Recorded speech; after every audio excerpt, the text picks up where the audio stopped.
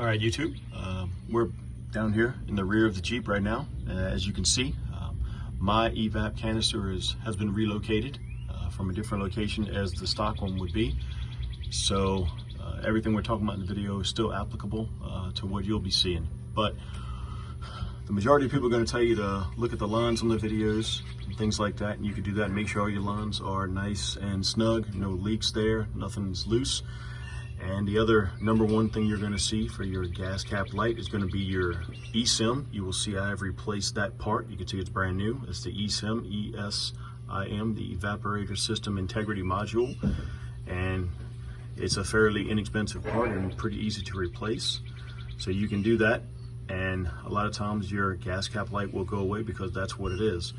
That didn't work for me, so I had to keep going. Yes, you can also look at your gas cap, make sure that it's on there pretty tight and snug. You can also put a little lube around the O-ring, make sure that the O-ring is actually there, put some lube around it, you can do that. The other thing you can do is, if you come over here, you'll see those lines right back in there. That's the top of your gas tank. So what you want to make sure is none of those fittings that are in there are cracked. A lot of times that will crack off, and you can see there's tons of videos on YouTube about when that cracks off and how to replace it. And luckily on mine, that wasn't the case. You can also see over here, there they are right there. Make sure none of those are cracked off, because that will definitely give you the code. All right, now I'm going to show you what was the actual problem for me, is I had to keep tracking things down after I replaced that eSIM. That didn't do it. I still have the gas cap light on.